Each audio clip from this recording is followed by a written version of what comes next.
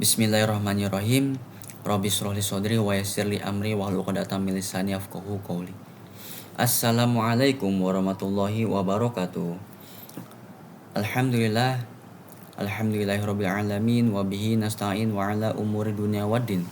Assalatu wassalamu ala asrafil anbiya wal mursalin wa ala alihi washabihi ajmain amma ba'du. Faqad qala Allah ta'ala fil Qur'anil Karim wa huwa asdaqul qailin. A'udzu billahi minasyaitonir rajim. Bismillahirrahmanirrahim. La in syakartum la azidannakum wa la in kafartum inna 'adzabi lasyadid. Wa qala Rasulullah sallallahu alaihi wasallam, talabul ilmi faridatun ala kulli muslimin wa muslimat. Pertama-tama, yang paling utama, marilah kita panjatkan puja dan puji syukur kita atas kehadirat Allah Subhanahu wa Ta'ala, yang mana telah memberikan beribu-ribu nikmat kepada kita semua, dari nikmat yang terkecil sampai nikmat yang terbesar, dari nikmat yang terbesar sampai nikmat yang terkecil. Yaitu nikmat apa? Nikmat iman, sehat, walafiat, sehingga kita bisa berkumpul, bermuajah, bertatap muka di dalam video yang saya unggah ini. Yang kedua, sholawat berserta salam marilah kita curah limpahkan kepada junjungan alam, yakni Habibana wa Syafi'ana wa Maulana Muhammad sallallahu alaihi wasallam, kepada para keluarganya, kepada para sahabatnya, dan kita selaku umatnya mudah-mudahan mendapatkan syafaat di yaumil qiyamah. Amin amin ya rabbal alamin. Baiklah, duduknya saya di sini bukannya ingin melawak ataupun tapi duduknya saya di sini saya ingin mempresentasikan hasil dari rangkuman saya atau hasil dari penelusuran saya melalui internet soal manajemen. Nah, jadi manajemen itu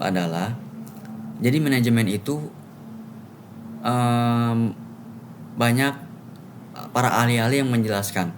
Dari yang pertama, menurut As-Sauri pada tahun 2004, manajemen itu adalah kegiatan atau usaha yang dilakukan untuk mencapai tujuan dengan menggunakan atau mengkoordinasikan kegiatan-kegiatan orang lain. Nah, ada lagi para ahli yang menurutnya yaitu George Robert Terry, yang mengartikan bahwasanya manajemen itu adalah sebagai proses khas dari beberapa tindakan seperti perencanaan, pengorganisasian, dan penggerakan dan pengawasan. Seluruh tindakan tersebut bertujuan mencapai target dengan memanfaatkan semua sumber daya manusia. Memanfaatkan semua sumber daya yang tersedia. Dan ada lagi menurut Ricky Griffin, manajemen adalah proses perencanaan, organisasi, koordinasi, dan kontrol pada sumber daya agar tujuan tercapai secara efektif. Di sini maksudnya adalah bertujuan sesuai rencana dan efisien. Efektif di sini maksudnya tujuannya tercapai sesuai rencana. Dan efisien berarti bahwa manajemen dilakukan secara cermat, organisasi, dan tepat waktu. Mengatur kehidupan rumah tangga, contohnya suami ataupun istri harus kompak dalam membangun keluarga yang baik dalam keuangan, komunikasi, keluarga tetap harmonis. Nah, saya di sini akan menjelaskan tentang perencanaan. Nah, perencanaan itu apa sih? Perencanaan itu menurut Hendrik yaitu perencanaan itu adalah dalam mencapai suatu tujuan biasanya tidak dilakukan secara sembarangan, tetapi dilakukan dengan penuh perencanaan sedang yang matang. Nah, ada lagi menurut Early Swandi yang berpendapat bahwa pengertian perencanaan itu adalah sebuah proses dalam menentukan tujuan organisasi dan juga menyajikannya secara lebih jelas. dengan berbagai strategi, taktik, dan operasi yang dibutuhkan untuk mencapai tujuan utama organisasi secara keseluruhan. Nah, ada lagi menurut Becker menjelaskan bahwasannya perencanaan itu adalah merupakan secara rasional dalam menyiapkan masa depan yang lebih baik. Nah, ada lagi para ahli yang menurut Elder menerangkan bahwasannya pengertian perencanaan itu adalah suatu proses dalam menentukan apa yang sebenarnya sangat ingin dicapai di masa depan dan juga menetapkan berbagai langkah yang diperlukan guna mencapai tujuan-tujuan tersebut. Ada beberapa jenis perencanaan yang umum, antara lain 1. Perencanaan strategis. Nah, perencanaan strategis itu apa sih?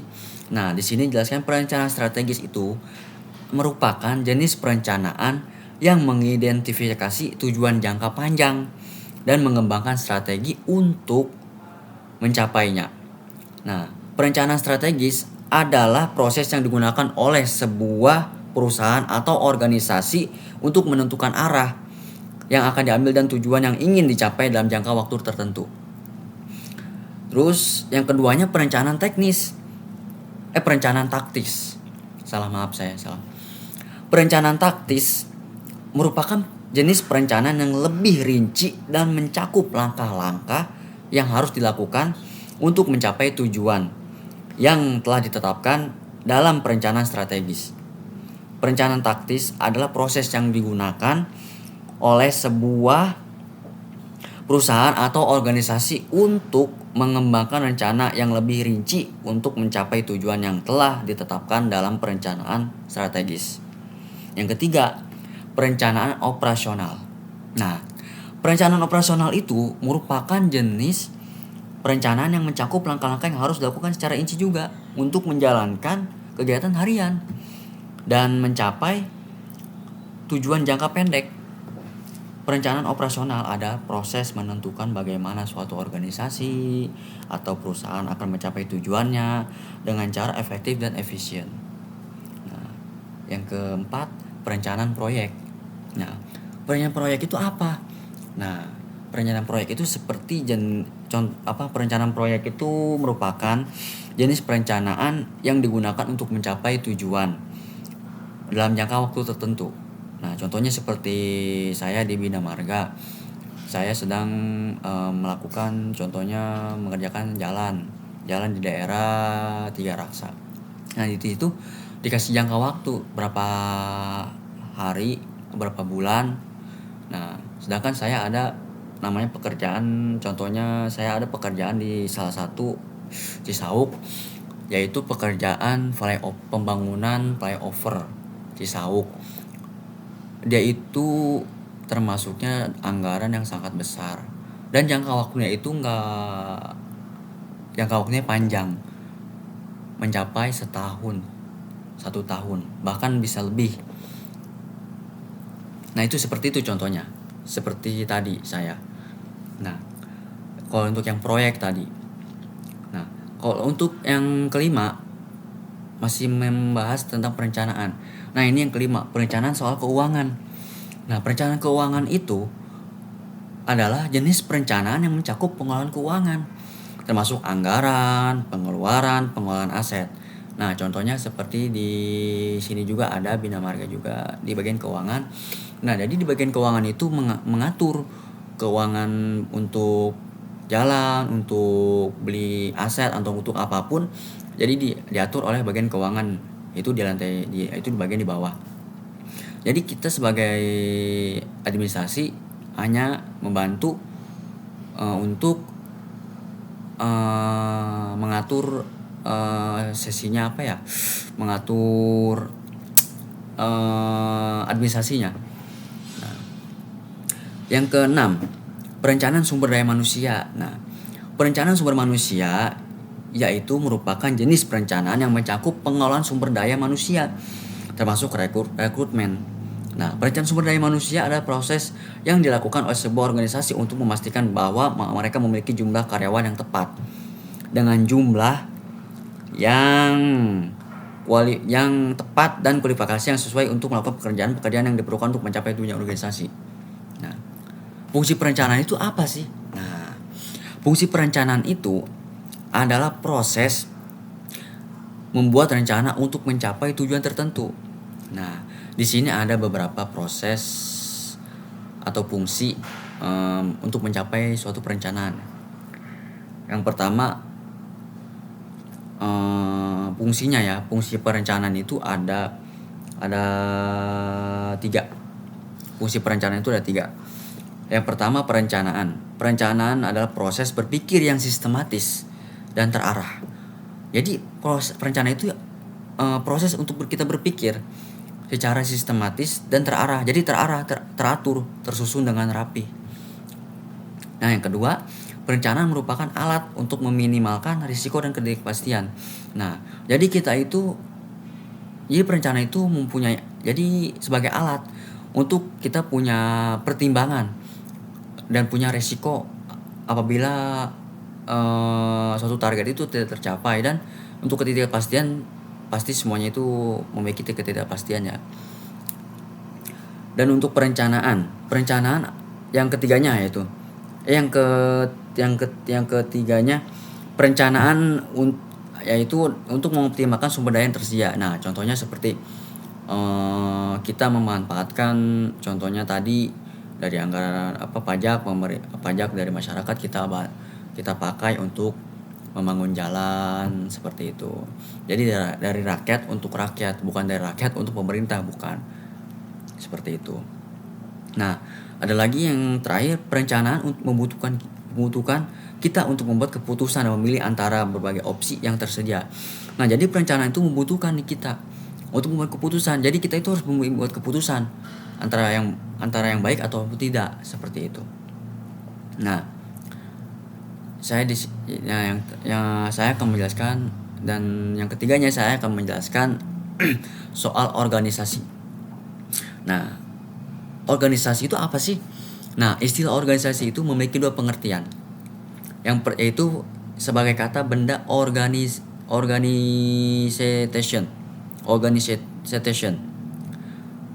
dan sebagai kata kerja organizing atau organisasi dan pengorganisasian. Nah, yang pertama, organisasi. Organisasi itu diartikan sebagai suatu lembaga atau kelompok fungsional ya. Misalnya sekolah, perusahaan, atau suatu perkumpulan. Nah, jadi organisasi itu ada sekumpulan orang dengan sistem kerjasama untuk suatu proses, bagaimana suatu pekerjaan diatur dan dialokasikan di antara para anggota agar tujuan organisasi dapat dicapai secara efektif. Nah, terus dan untuk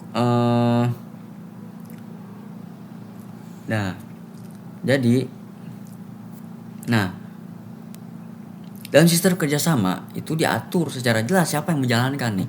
Jadi ketika kita menjalankan organisasi, siapa nih yang menjalankan?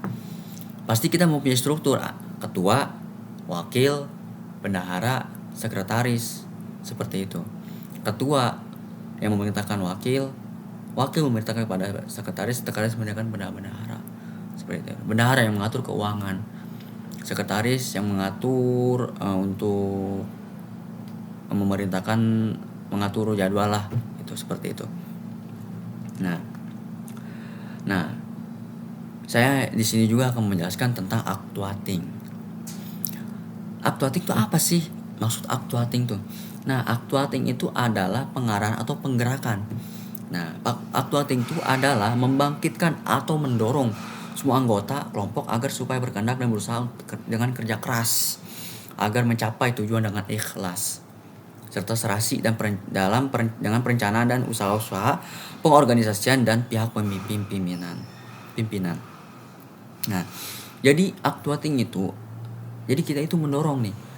Kita sebagai pemimpin memberi motivasi, memberi arahan, motivasi kepada karyawan, kepada anak buah, agar anak buah kita itu semangat dalam bekerja, tidak luca lece, tidak leha-leha dalam bekerja, gitu. Nah, dan di sini saya juga akan menjelaskan. Jadi di sini juga ada fungsi ya. Actuating itu mempunyai 4 fungsi. Yang pertama pengawasan, yang kedua motivasi, Yang ketiga kepemimpinan. Yang keempat komunikasi. Nah, pengawasan. Yang pertama pengawasan.